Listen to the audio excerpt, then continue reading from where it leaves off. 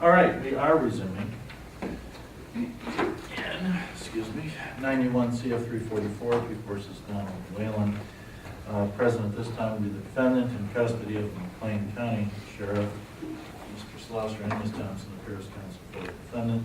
A petitioner is entitled to a new trial as a matter of law when the newly discovered evidence, 1, has been discovered since trial, 2, is of such a character that it could have been discovered prior to trial by the exercise of due diligence, 3, is material to the issue and not merely cumulative, and 4, is of such a conclusive character that it will probably change the result on retrial. The victim had inflicted upon him in excess of 30 stabbing wounds. The lack of the defendant/petitioner's DNA on any of the knives, as well as any of the items that were examined, retrieved, and then submitted to DNA analysis from the crime scene, are clearly both new and relevant, and also material as far as the court is concerned, and also not cumulative evidence as well. If the palm print secured from Exhibit 11, was unsuitable for comparison to the victim, William Whalen, then the court finds that that casts doubt on the opinion that the palm print was a match to the defendant. The new evidence that has been submitted relating to the opinion of the witness, Mr. Durker, would include as follows from Ms. Triplett in particular. The defendant's expert was barred from testifying in the first trial, so the jury never heard any contrary opinion or what weight ought or could be based upon any contrary opinion that should be given to Mr. Durker's testimony. We do know now that the latent print was never sent for serological evidence in order to determine whose blood. There was an opinion, clearly, based upon what Jen Kahn indicated, based upon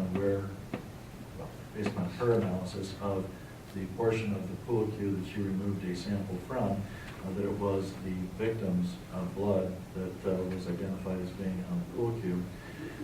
But as verified by Ms. Hahn in her testimony during the hearing, that was an area that was outside of where the print, the palm print, was located in order to not interfere with any analysis that would be conducted by Mr. Durker with respect to that palm print.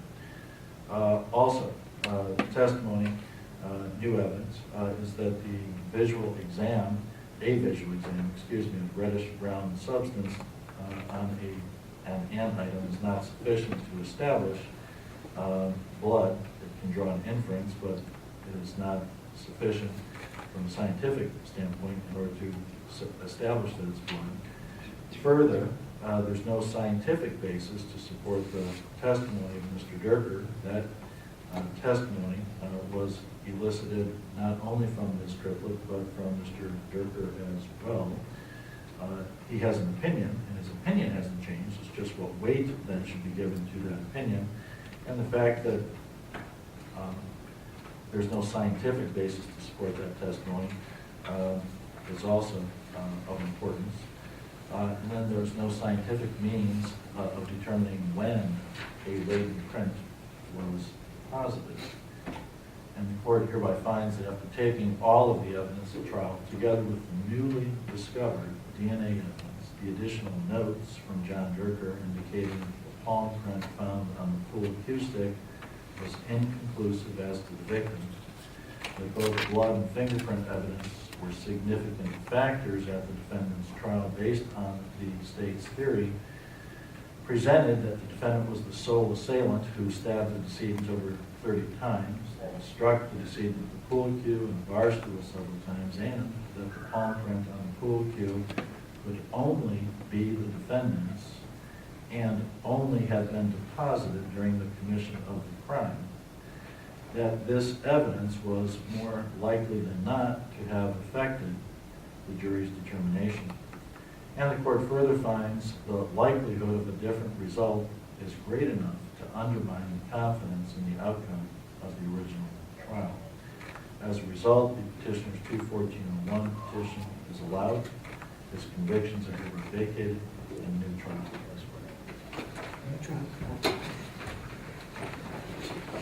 The written order. Let me go. Folks, remember I indicated time and place for everything. It's not now. That Donna Whalen was innocent and deserved a chance at a fair trial, and we're excited to have that opportunity. We also hope that the state's attorney here takes a deep look into the record of this case. And if that actually happens, hopefully they come to the only conclusion that they could possibly come to, which is that there's no longer probable cause and that the state should dismiss the charges against Donna Whalen. These guys did a great job. And what plans do you have if Donnie comes home? That this is going to be having your son home again after more than 2 decades. Yeah. Well, we just do family things and Thanksgiving now and Christmas.